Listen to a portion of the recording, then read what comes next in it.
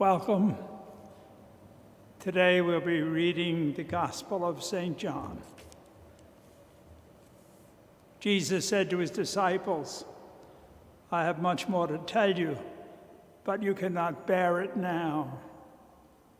But when he comes, the Spirit of truth, he will guide you to tell you all truth. He will not speak on his own, but he will speak what he hears and will declare to you the things that are coming. He will glorify me because he will take from what is mine and declare it to you. Everything that the Father has is mine. For this reason I told you, he will take from what is mine and declare it to you." The Gospel of the Lord. That opening line of today's Gospel, "I have much more to tell you, but you cannot bear it now." It's always nice to know the future. Some people try to make a living out of it called fortune tellers or seers, and people pay good money. I don't like surprises. I like to know what's coming. I like to be able to defend myself against real or imagined difficulties. But the fact is, we don't know the future, and we need to trust. And again, once we trust and gain some experience, we find out we're better off not knowing. I think of my own situation of being ordained and presuming in all sincerity that I would be a parish priest for the rest of my life. It's all I knew. I grew up in a parish, had great priests. That's what I wanted. I was ordained 3 years, and I was assigned a series of situations, none of which I asked for. I taught in a high school.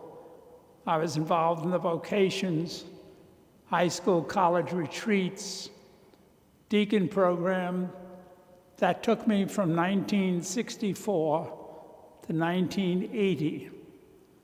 Not one of those assignments would I have asked for, some of which I wouldn't even known to ask, and none of which I particularly wanted. But that was what I was ordained to listen to the bishop, to follow his assignment. And as I look back, I realized they were gifts.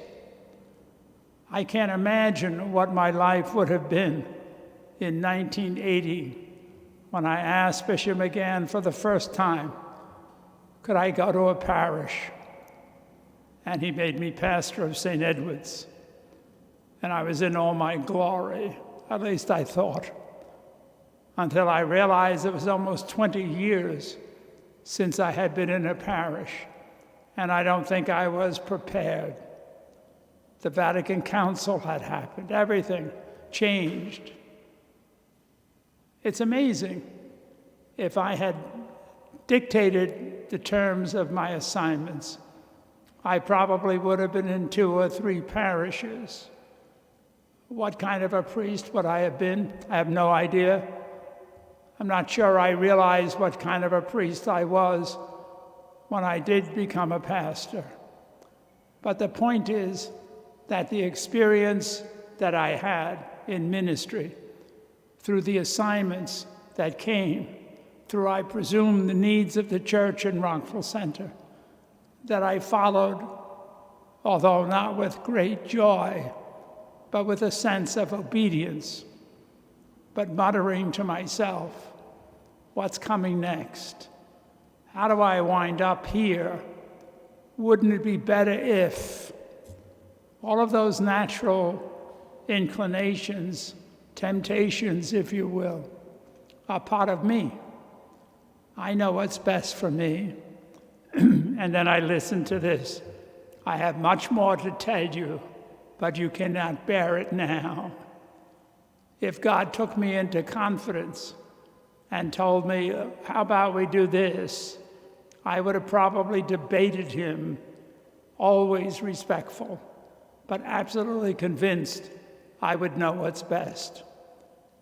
And when I look at what I know what's best, it's what's convenient, what's the source of least resistance. I can't grow that way. Through my assignments, through my contact with students, with high school and college, with the men who went into the deacon program, those were extraordinary teachers for me of what ministry meant. I learned more from them than I would have learned from any classroom or textbook or even assignment. But I need to be open to that. I need to understand that in my relationship with God, maybe the one thing that runs through it is trust.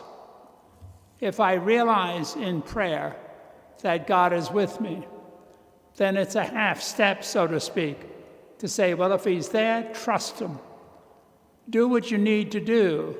Seek out what you want. That's fine.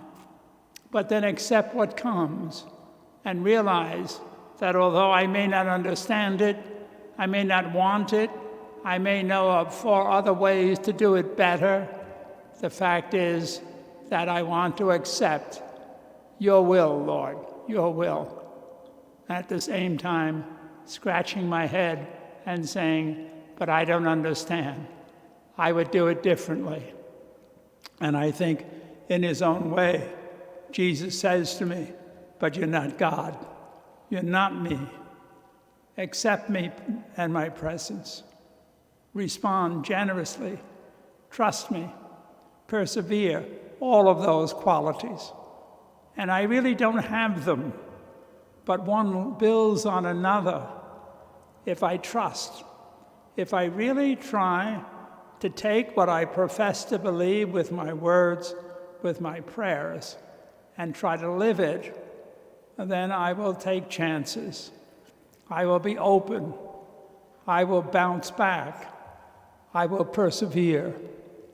I'll even accept failure because I know God will bring good out of it.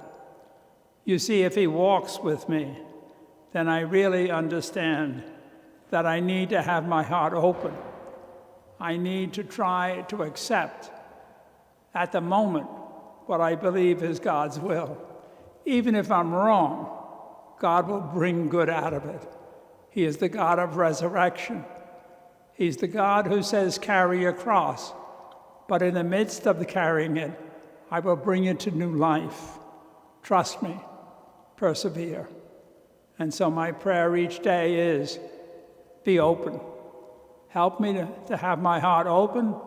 Help me to persevere. And help me to have confidence in the love of Jesus. I hope your day is good and safe, that you continue to pray for one another. God bless.